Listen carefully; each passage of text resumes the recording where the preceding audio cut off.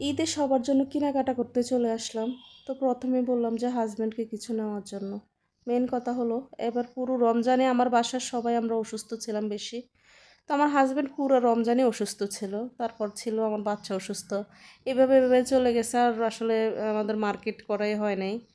তো এখন হাজব্যান্ড বলতেছিল আজকে কেনাকাটা করবে। তো যেহেতু ঈদ মানে এখন আমরা বড় হয়ে গেছি, এখন কাকে কী দিব সেটাই হলো আমার কাছে মেন। তো বাড়িতে আমার মা ভাই আছে, ওনাদের জন্য নিলাম। শ্বশুর বাড়িতে শ্বশুর শাশুড়ি তো মারা গেছে। তো এখানে আমি এখন আমার বাইশুরদের জন্য নিব। তো এখানে দেখা গেছে বড় 2-3 জন বাইশুর আছে, ওনাদের জন্য নিব আর কি, আর কেউ তো নাই। আর আছে আমার নন্নাসের জামাই, নন্নাসও মারা গেছে, তো ওনাদের জন্য কেনাকাটা করলাম। এসেতে আসলাম, এখান থেকে পুরুষের জিনিসপত্র কেনাকাটার জন্য বেস্ট আমি মনে করি।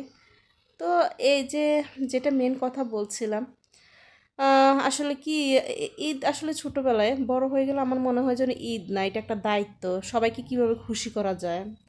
আহ, এই বয়সে এসে আসলে নিজের কেনাকাটা চাইতে কাকে কী দিব সেই দায়িত্বটাই মেন সাবজেক্ট হয়ে গেছে। সবাই ভালো থাকবেন, ঈদের আনন্দে সবাই মেতে থাকবেন। দেশ থেকে বিদেশে যারা আমার ভিডিও দেখছেন সকলকে জানাই অগ্রিম ঈদের শুভেচ্ছা। ভালো থাকবেন, আল্লাহ হাফেজ।